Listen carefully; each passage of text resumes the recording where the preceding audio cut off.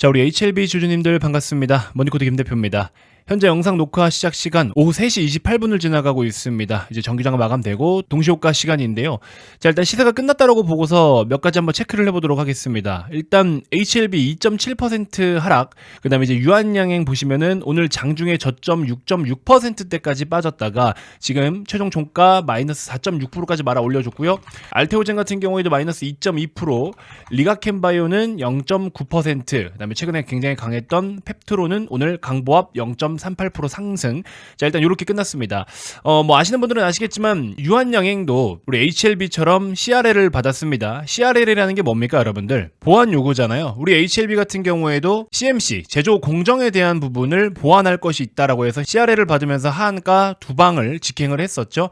자, 어쨌든 FDA 관문이 그렇게 생각보다 만만한 높이가 아닙니다. 그럼에도 불구하고 CRL을 어떤 내용으로 받았는지가 중요하죠. 뭐 사실 지금 CRL에 대한 내용이 뭐 뒤에 기사 보시면 나와 있지만 이거는 이제 유한양행 관련된 내용이기 때문에 뭐 직접적으로 HLB에게 미치는 영향은 없습니다. 간접적으로 패시브적인 어떤 수급들은 일시적으로 조금 영향을 줄 수는 있겠지만 유한양행의 CRL이 HLB에게 당장에 큰 영향을 주는 것은 없다라고 말씀을 드립니다.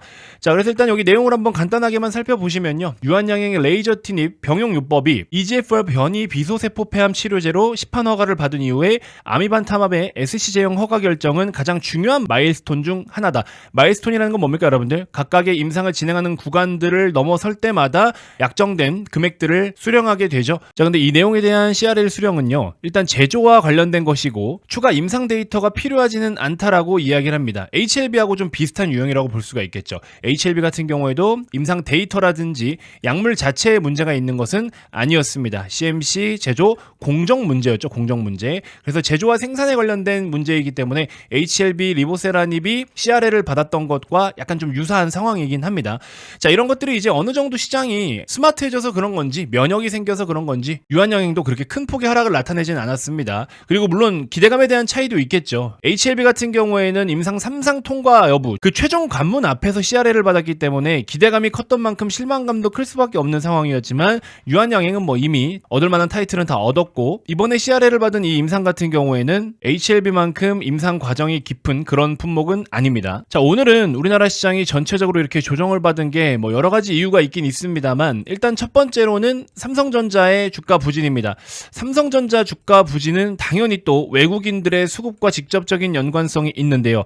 외국인들이 여전히 삼성전자를 또 크게 두드려 패고 있습니다만 시세를 엄청 밑으로 긁어내리면서 매도를 하고 있는 상황까지는 아닙니다. 특히 외국인들의 수급 같은 경우에는 지금 당장에 원달러 환율에 대한 영향을 좀 가장 많이 받고 있죠. 환율이 꺾일 줄 모르고 여전히 강세 흐름을 계속 보여주고 있는 상황입니다. 자, 그래서 이번 주에 미국 FOMC 일정이 있고요. 그 다음에 일본의 BOJ 통화정책 회의도 같이 있기 때문에 이 주요 통화정책 회의들을 통해서 달러를 비롯한 주요국들의 통화가 어떻게 움직이는지 한번 체크를 해볼 필요가 있다. 그래서 주 후반에 외국인들의 수급 변동이 환율에 의해서 한번 나타날 수 있는데 일단 저는 긍정적인 방향으로 좀 보고는 있습니다. 자, 그 다음에 이제 두 번째로는 2차전지 섹터가 일제히 다 급락을 또 보이고 있습니다. 2차전지 같은 경우에는 아무래도 많은 개인 투자자분들이 비중을 또 편입해 있는 섹터 중에 하나이기 때문에 심리적으로도 굉장히 큰 영향을 미칠 수밖에 없는 그런 섹터죠. 내용은 여러분들 잘 아실 겁니다. 트럼프가 IRA 보조금을 폐지할 것이다. 배터리 소재에 관세 부과를 할 것이다. 근데 이제 내용을 좀 여러분들 디테일하게 살펴보실 필요는 있는데 물론 지금 2차 전지에 대해서 깊이 다뤄지지는 않을 거예요. 여러분들 오늘 잠시 후에 제가 저녁 이후에 라이브 방송을 진행을 할 건데 그 라이브에서 2차 전지 관련된 코멘트들도 싹 다 정리를 좀 해드릴 거고요. 또 HLB에 대한 깊은 이야기도 한번 나눠볼 거고 추가적으로 국내 주요 산업들에 대한 피드백 점검, 그 다음에 ETF나 ETN 상품만으로도 3년 동안 2300%의 수익을 낼 수 있는 방법, 비법에 대해서 대공개를 좀 해드릴 거고요. 2025년 대박 날 만한 종목들, 히든 종목들도 함께 공개를 좀 해드리는 그런 시간을 가질 겁니다. 자, 그래서 라이브 방송에 꼭 한 번씩 참여를 좀 해주시면 여러분들 정말 많은 도움 되실 거고요. 혹시 2차전지 관련된 종목을 보유하고 계신 분들도 라이브에 꼭 참여를 한번 해보시길 바라겠습니다. 이 IRA 폐지라는 거는 실질적으로 불가능하다라고 말씀을 드렸어요. 하지만 이 IRA라는 거 법안 안에 정말 많은 세부적인 항목들이 있는데 그 중에서 뭐 45X라든지 30D 같은 생산자와 구매자 각각의 보조금들이 있는데 그 보조금 일부를 조율한다라는 것이고 그 다음에 소재 관련해서도 관세를 부과할 것이다라고 했잖아요. 근데 이제 애초에 미국 내에서 생산하는 것들은 관세 같은 것들에 대한 영향을 안 받지 않습니까? 그러니까 결국에는 2차 전지라는 섹터 내에서도 종목 내에서도 미국으로 이미 들어가서 공장을 짓고 있는 기업들은 그나마 상대적으로 괜찮고요. 그 다음에 배터리 같은 경우에도 온전히 전기차 EV 쪽으로만 판매를 하고 있는 놈들은 약간 지금 데미지를 조금 더 많이 받을 수도 있습니다. 그렇지만 ESS라든지 LG 엔솔처럼 스페이스X라든지 등등 자 여러 가지로 이렇게 다양하게 믹스 개선 효과를 낼 수 있는 그런 파이프라인이 구축되어 있거나 그러한 고객사들과의 이미 영업 활동이 이루어지고 있는 기업 같은 경우에는 상대적으로 데미지가 그렇게 크지는 않을 겁니다. 자 그래서 뭔가 폐지를 한다, 없애버린다 이러면은 워딩 자체가 굉장히 좀 공격적이고 무섭잖아요. 그러다 보니까는 2차 전지 섹터 내에서도 굉장히 큰 투매가 나오고 있는데 요거 조금 속을 깊게 들여다볼 필요는 있다. 저는 이 말씀을 좀 드려보고 싶습니다.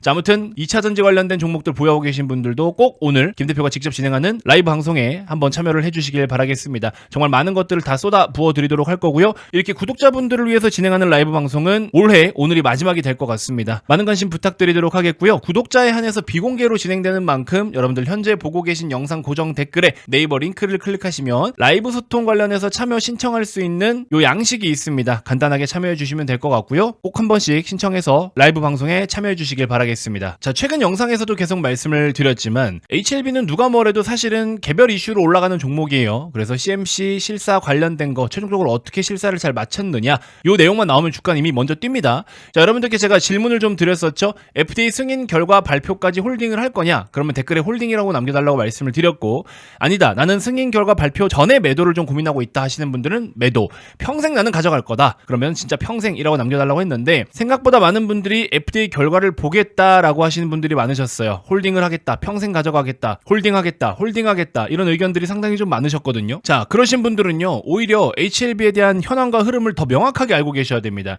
이미 여러분들 뭐 잘 견디고 버텨오셨겠지만 중간중간에 나타날 수 있는 이러한 짜잘한 변동성부터 시작해서 갑작스럽게 또 뭔가 위기처럼 다가올 수 있는 하락들이라든지 이런 것들도 똑같은 하락이지만 이게 왜 이런 하락이 나타났는지에 대해서 그 다음에 HLB의 본질을 해치지 않는 그런 하락이라면 굳건히 홀딩을 해야 된다라고 제가 여러분들께 말씀을 드려왔죠. 그래서 그런 부분들 잘 이행해주고 계신 것 같습니다. 자 그래서 FDA 결과까지 보거나 평생 가져가실 분들 같은 경우에 제가 스토리로 설명을 드리다 보니까 많은 분들께서 김 대표 영상을 보고 힘을 좀 많이 얻는다 또 이렇게 좋은 말씀을 해주신 분들도 계셨는데요.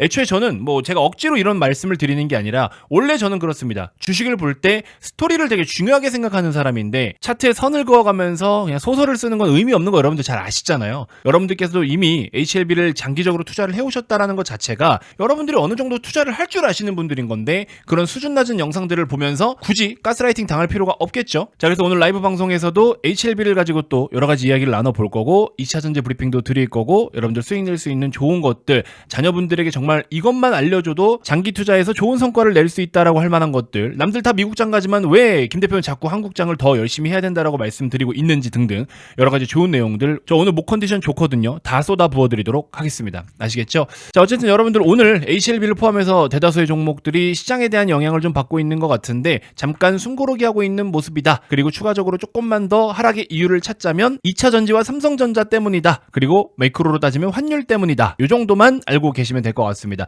새로운 악재가 있다거나 새로운 변수가 있지는 않고요. 정치적인 리스크라든지 금투세 관련된 거는 오히려 먹구름이 걷어지고 있고요. 어차피 HLB가 뭐 3% 정도밖에 빠지지 않았기 때문에 여러분들 뭐 크게 걱정할 수 있는 상황은 아니겠지만 지금 우리나라 시장 어제 오늘 조금 음봉 만들었다라고 해서 상승 끝났나 이렇게 생각하시면 안 됩니다. 여전히 긍정적인 거 심지어 우리는 더 나빠질 게 없는 상황까지 와버렸기 때문에 밸류와 레벨은 지금 너무 쌉니다. 그래서 올라가는 거는 물론 모멘텀이 필요로 하겠지만 최악은 지나가고 있기 때문에 여전히 시장을 너무 부정적으로 볼 필요는 없다라는 겁니다. 계속 긍정적인 시각을 유지할 필요는 있고요. 내년의 목표치에 대비해서 올해 마지막 지금 이제 얼마 남지 않은 거래일들 미리미리 잘 준비를 해두시면 연초 효과 분명하게 보실 수 있다. 자 그래서 굉장히 중요하고 다양한 내용들 제가 오늘 라이브에서 한번 싹 다 풀어드리도록 하겠습니다. 자 여러분들 라이브 방송 많은 참여 부탁드리도록 하겠고요. 현재 보고 계신 영상 고정 댓글에 네이버 링크를 클릭해서 라이브 방송 신청서를 작성을 해주시면 여러분들께 링크를 싹 다 보내드리도록 하겠습니다. 오셔서 정말 많은 도움 받아가시길 바랄게요.